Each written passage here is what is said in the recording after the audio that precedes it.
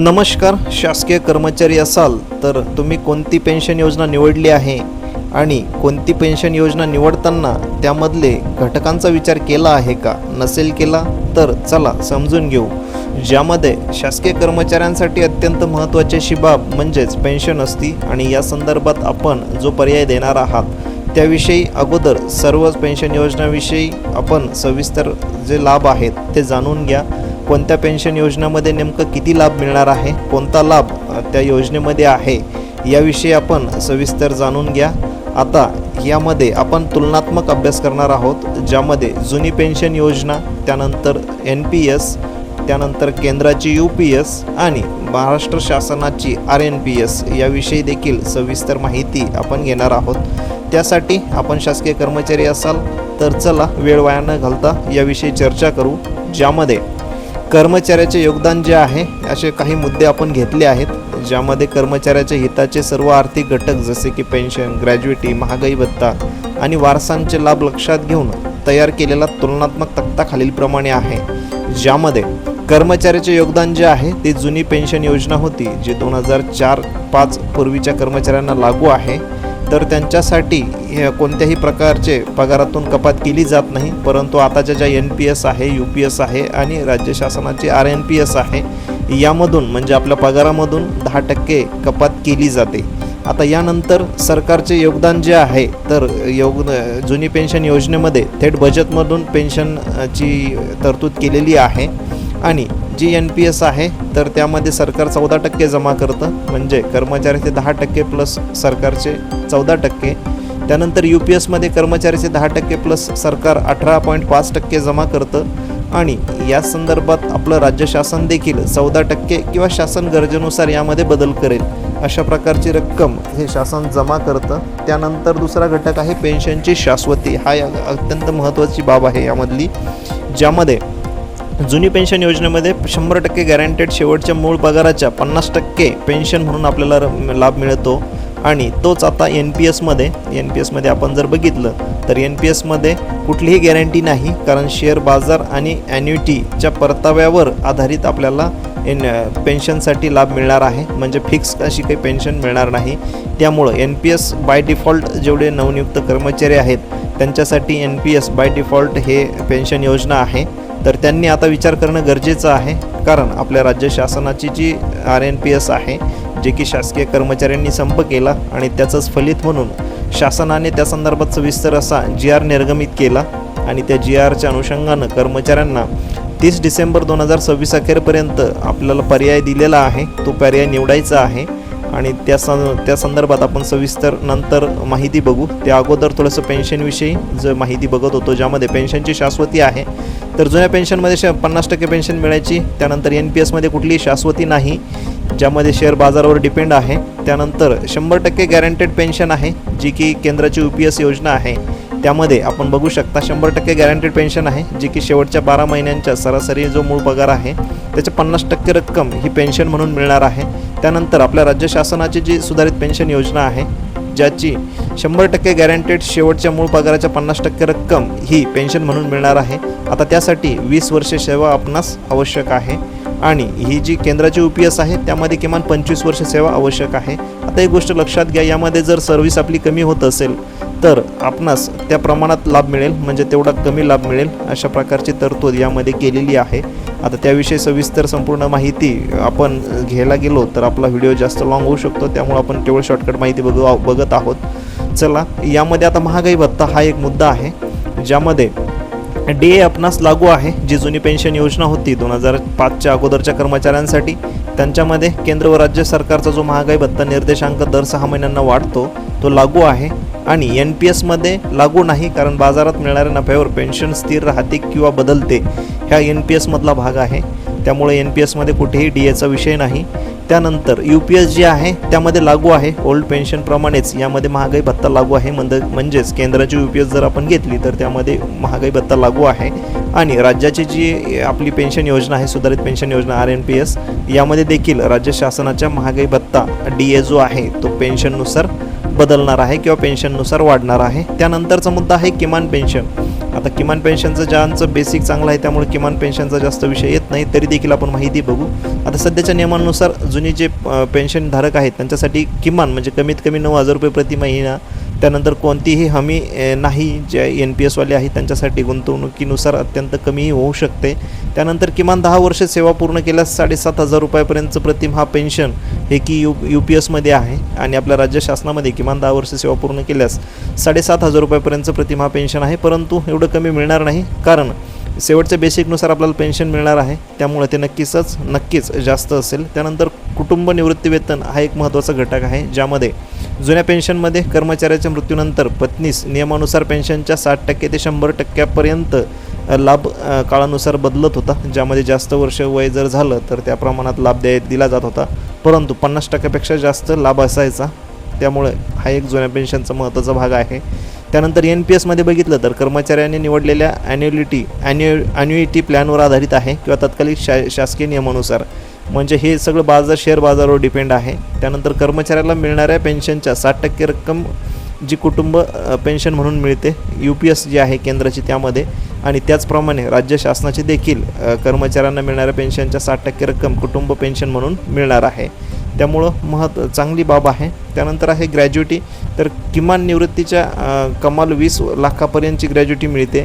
त्यानंतर NPSमध्ये राज्य शासनाने NPSमध्ये धारकांना ग्रॅज्युटीचा लाभ लागू केलेला नाही, आणि जी केंद्राची UPS आहे त्यामध्ये मूळ ग्रॅज्युटीचा लाभ कायम राहील.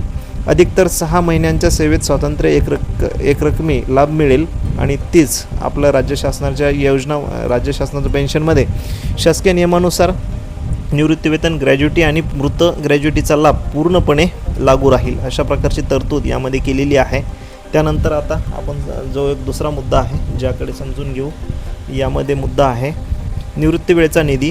आता ज्यामध्ये भविष्य निर्वाह निधी आहे, पूर्ण पैसे व्याजासहित मिळतात. त्यानंतर ज्या योजना आहेत, योजनामध्ये गोळा झालेला एकूण निधी जो आहे त्यामध्ये 60% रक्कम करमुक्त रोख मिळते. त्यानंतर UPSमध्ये 60% निधी शासनाकडे जाईल, त्याऐवजी निवृत्तीच्या वेळी एक रकमी वेगळा अतिरिक्त लाभ मिळेल, आणि निवृत्तीच्या वेळी मिळणारा 60% निधी कर्मचाऱ्याला शासनाकडे जमा करावा लागेल. अशा प्रकारचा हा एक महत्त्वाचा यामध्ये बदल आहे. आता यामध्ये थोडक्यात जाणून घेऊ 4ही योजनाविषयी. आणि एक गोष्ट लक्षात घ्या, व्हिडिओच्या शेवटी मी तुम्हाला एक एक्सेल शीट देणार आहे, ज्यामध्ये सविस्तर असा विश्लेषणात्मक अभ्यास केलेला आहे. त्यामध्ये तुम्ही तुमचा पगार टाकून तुम्हाला जो मिळणारा लाभ आहे त्याविषयी नक्कीच जाणून घेऊ शकता. चला, त्यासाठी व्हिडिओ शेवटपर्यंत नक्की बघा. आता 4ही योजनांचा सविस्तर विश्लेषणात्मक स्पष्टीकरण दिल्यानंतर आपण बघू शकतो, ज्यामध्ये असं आहे की जुनी पेन्शन योजना जी आहे, ज्याला आपण OPS म्हणतो, ओल्ड पेन्शन स्कीम, ज्यामध्ये ही योजना पूर्णपणे सुरक्षित आणि कर्मचाऱ्यांसाठी सर्वात फायदेशीर मानली जाते, कारण यामध्ये कर्मचाऱ्याच्या खिशातून 1 रुपयाही कापला जात नाही, आणि निवृत्तीच्या ज्या दिवशी तो मूळ पगार असतो तोच त्याचा थेट पेन्शन बनते. यावर दर 6 महिन्यांनी वाढणारा DA मिळत असल्यामुळे महागाई वाढली तर कर्मचाऱ्याचे राहणीमान खालवत नाही, आणि निवृत्तीनंतर कर्मचाऱ्याचा मृत्यू झाल्यास पत्नीस किंवा पतीस सन्मानाने जगण्यासाठी कुटुंब पेन्शन देखील मिळते. आता हीच बाब जी आहे ती मूळ जी NPS आहे, जी बाय डिफॉल्ट सगळ्या कर्मचाऱ्यांना लागू आहे. जे नवनियुक्त कर्मचारी आहेत त्यांनी ही बाब लक्षात घ्यायची आहे.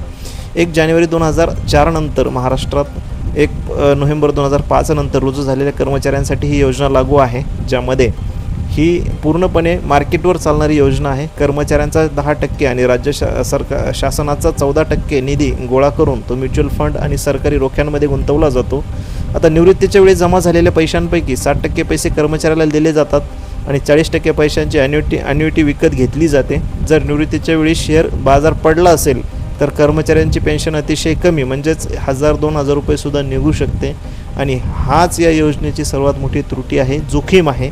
NPSमध्ये मोठ्या प्रकारची जोखीम आहे. शेअर मार्केट चांगलं असेल तर आपला पैसा भरपूर वाढू शकतो, आणि शेअर मार्केट जर पडलं तर आपल्याला त्याचा त्रुटी देखील या योजनेतील आहे, म्हणजे शेअर मार्केट जर पडलं तर आपल्याला त्याचं नुकसान देखील होऊ शकतं. त्यानंतर आहे केंद्राची UPS योजना आहे, ज्यामध्ये केंद्राने मूळ NPSमधील अनिश्चितता संपविण्यासाठी आणि जुन्या पेन्शनमधील सुरक्षितता देण्यासाठी 1 एप्रिल 2025 पासून UPS योजना आणली, ज्यामध्ये केंद्राच्या ज्या कर्मचाऱ्यांसाठी किंवा राज्य शासनाच्या कर्मचाऱ्यांसाठी सुद्धा ही योजना उपलब्ध आहे.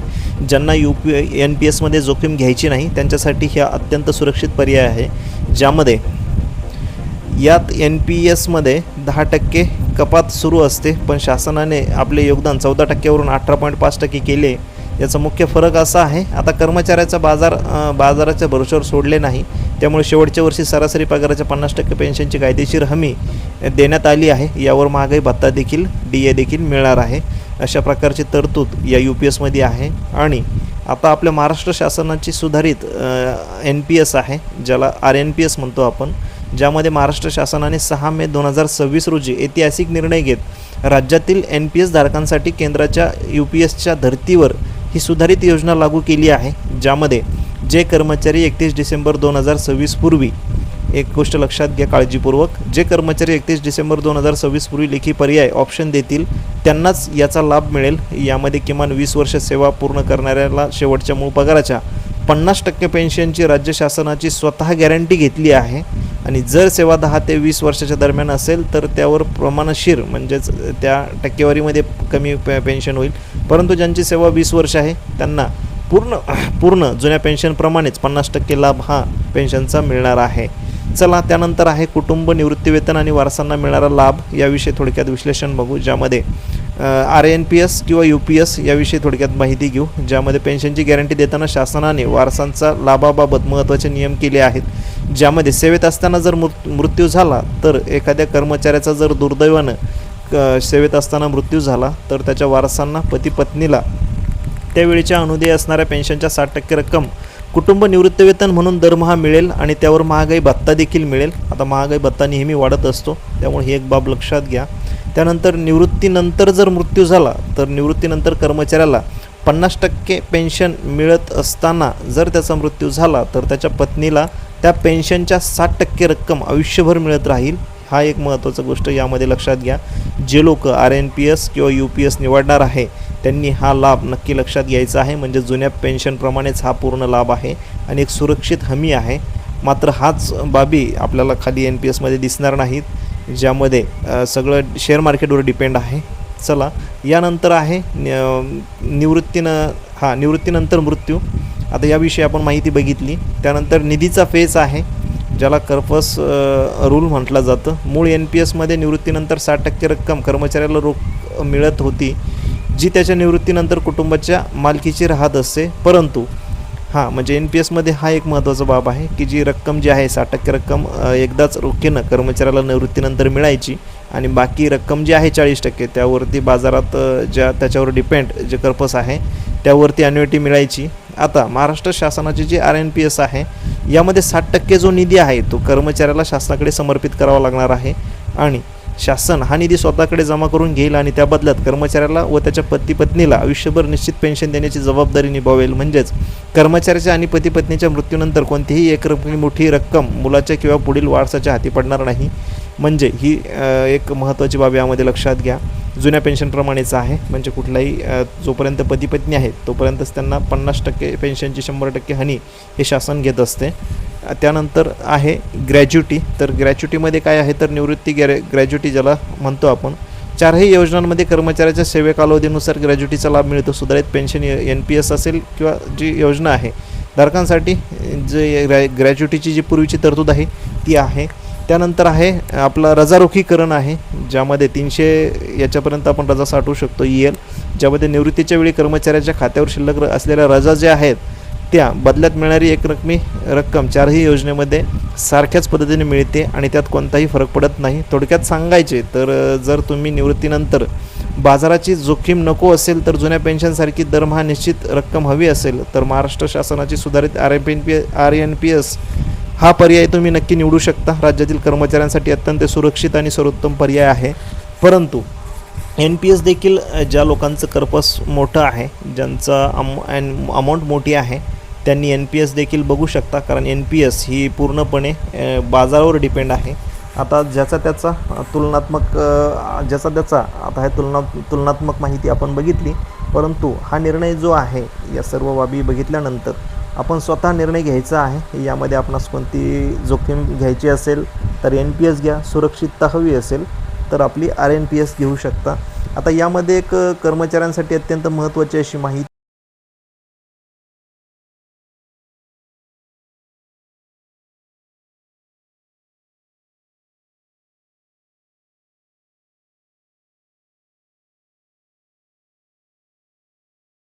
आपण ही एक्सेल शीट बघू शकता. आता या एक्सेल शीटमध्ये थोडासा तुलनात्मक अभ्यास केलेला आहे, ज्यामध्ये एका कर्मचाऱ्याचे पेमेंट किती असेल आणि त्याला लाभ कशाप्रकारे मिळेल या संदर्भात सविस्तर माहिती दिलेली आहे. आता याविषयी देखील आपण थोडक्यात अगदी माहिती बघू थोडक्यात, ज्यामध्ये सविस्तर माहितीसाठी आपण ही एक्सेल शीट व्हिडिओच्या डिस्क्रिप्शन बॉक्समध्ये दिलेली आहे. त्यासोबतच या व्हिडिओच्या डिस्क्रिप्शन बॉक्समध्ये आपण जी राज्य शासनाची RNPS आहे त्या संबंधित देखील जो GR आहे तो खाली दिलेला आहे. अशा प्रकारची माहिती देखील आहे. आता या एक्सेल शीटमध्ये दुसऱ्या देखील शीट्स आहेत, त्या देखील टप्प्याटप्प्यानं बघू, ज्यामध्ये तुम्ही तुमच्या पदानुसार तुम्हाला जे मिळणारं वेतन आहे तुमची माहिती पूर्णपणे या एक्सेल शीटमध्ये जर भरली तर तुम्हाला निश्चितच यामध्ये एक अंदाजित रक्कम जी आहे त्याबद्दल माहिती मिळू शकते. समजून घ्या शीट काय आहे, ज्यामध्ये अशा प्रकारे तुलनात्मक अभ्यास केलेला आहे, ज्यामध्ये एका कर्मचाऱ्याचं थोडक्यात आपण सेवानिवृत्तीच्या वेळेस असणारे अंदाजित मूळ वेतन घेतले आहे 44,400 रुपये. त्यानंतर लाभाची रक्कम, होणारी सेवा आणि एकंदरीत त्याची सेवा, रुजू दिनांक आहे, सेवानिवृत्ती दिनांक आहे आणि यानुसार लाभ मिळू शकतो. अशा प्रकारचे हे कॉलम केले आहेत. यामध्ये आपण बघू शकता रजा रोखीपर्यंत सगळ्या योजनांमध्ये आहे. कुटुंब निवृत्ती वेतन देखील भेटते, याविषयी आपण माहिती बघितली आहे. जुन्या पेन्शनमध्ये आहे आणि NPSमध्ये देखील आहे. त्यानंतर कुटुंब निवृत्तीची गणना कशी केली जाणार आहे याविषयी देखील सविस्तर माहिती यामध्ये दिलेली आहे. आता निवृत्ती वेतन किती मिळणार आहे तर आपण बघू शकता जुन्या पेन्शनमध्ये 65,268 रुपये मिळणार आहे. त्यानंतर NPSमध्ये या तसं काही निश्चित नाही, पण एक अंदाजित त्यांनी दिलेलं आहे की 63,848 आहे. त्यानंतर आता हे सगळं मार्केटवर डिपेंड आहे. त्यानंतरचा जो कॉलम आहे आपण बघू शकता वरती RNPSचा कॉलम आहे, ज्यामध्ये निवृत्ती वेतनचं आपण बघत आहोत. यामध्ये किमान 20 वर्ष सेवेनंतर 65,268 रुपये, जे की हमी आहे, याची शासनाने हमी घेतली आहे. कारण यामध्ये जर कमी रक्कम पडत असेल तर तो GRमध्ये सविस्तर माहिती दिलेली आहे, ते रक्कम शासन टॉपअप करणार आहे.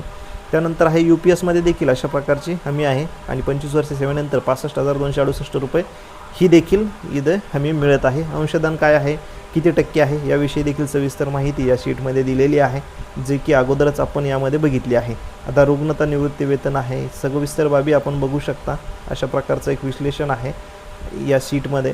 आता यानंतर आहे, चला थोडंसं सीट आपण बघू. या सीटमध्ये आपण थोडंसं आल्यानंतर वेगवेगळ्या सीट्स दिलेल्या आहे, ज्यामध्ये अमोल नावाची एक सीट आहे. यामध्ये आपण बघू शकता माहिती दिलेली आहे, ज्यामध्ये यांचं मूळ वेतन जे दाखवलं आहे. डेट ऑफ जॉईनिंग 15 आहे, रिटायरमेंट 47ला आहे, एकूण सर्व्हिस आहे. त्यानंतर मूळ वेतन त्यांचं 22,400 रुपये दाखवलं आहे.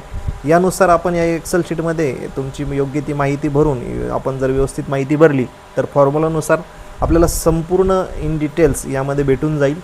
अशा प्रकारची एक्सेल शीट्स आहेत. आता यामध्ये आपण तुमच्या याच्यानुसार बघून घ्या सगळ्या गोष्टी. आता प्रमोद पुरी सर हे एक अत्यंत अभ्यासू आणि याविषयी मार्गदर्शन करतात आणि त्यांचं हे विश्लेषण आहे. नक्कीच ही शीट मी तुम्हाला व्हिडिओच्या डिस्क्रिप्शन बॉक्समध्ये दिलेली आहे, तिथून तुम्ही बघा. आणि आपण जर शासकीय कर्मचारी असाल तर अशाच माहितीपूर्ण जो कंटेंट आहे तो आपण आपल्या चॅनलवरती घेऊन येत असतो. आणि शासकीय कर्मचाऱ्याच्या सेवेसंदर्भात एक प्लेलिस्ट आहे शासकीय कर्मचारी नावाची, ती प्लेलिस्ट आपण नक्कीच बघा. आणि या व्हिडिओच्या माध्यमातून आपणास जर खरंच या व्हिडिओची मदत झाली असेल किंवा इतरही काही सुचवायचं असेल तर कमेंट बॉक्समध्ये नक्की कमेंट करा आणि व्हिडिओ आवडल्यास लाईक करा. आशा करतो की आपण चांगला प्रतिसाद द्याल. चला, धन्यवाद.